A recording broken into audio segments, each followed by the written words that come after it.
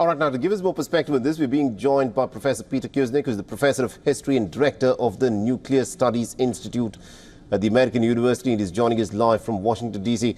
Now, Professor Kuznick, this is pretty interesting, and it will be taken very seriously, I hope, by leaders in power. Now, the Russian President Vladimir Putin has tabled a new Russian nuclear doctrine where he clearly spells out that if there is an attack even by non-nuclear power that is backed by the nuclear power, then Russia will reserve the right to use its nuclear weapons.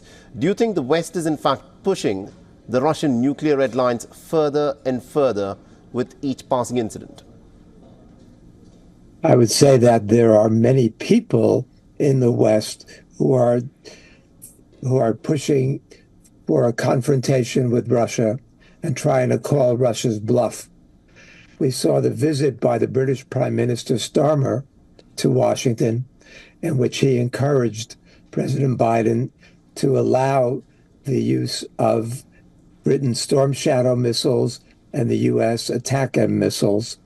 They would have hit deep inside Russia, long-range missiles, and would have triggered Russia's new nuclear doctrine. Russia has lowered the threshold for use of nuclear weapons. We're at a very, very dangerous moment, arguably the most dangerous moment the world has been in since the Cuban Missile Crisis in 1962. We know that there are people around Biden who are giving him contradictory advice. Antony Blinken, Secretary of State, is urging Biden, from the reports, to give Ukraine permission, whereas Secretary of Defense Lloyd Austin and the military advisors and some former intelligence officials are warning Biden that he's going to trigger World War III if he gives Ukraine permission to use those long-range missiles to strike inside Russia.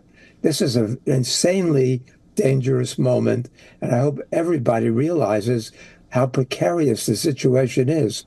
Prime Minister Modi has tried to bring the sides together to some reason on this. We need to negotiate. We need diplomacy. We need to be talking, and we need to step down off the windowsill here because it's just too dangerous right now. You know, it's interesting that you say that we need to step back from the windowsill, but the talk in a lot of Western capitals has been to call the Russian nuclear bluff. You know, the red lines of Vladimir Putin appear to be a little fuzzy. Does the West know where Russia's nuclear red line actually is? The West has no idea where Russia's actual red line is. And if they find out the wrong way, then there's going to be nobody left alive to tell them that they were wrong. That's the situation we're in. The same situation that Kennedy and Khrushchev understood they were in 1962, and they both backed off from the nuclear abyss.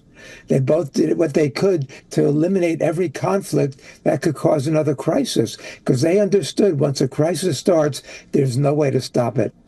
I don't know if Biden and Putin have the same wisdom that Kennedy and Khrushchev did in 1962 and 1963. So it's just too dangerous, because it's not going to only involve Ukraine and Britain and Russia. It's going to involve the entire planet. And that's what happens in a nuclear war. Absolutely. That it doesn't stop. It keeps going, and we have the capability to destroy all life on the planet several times over.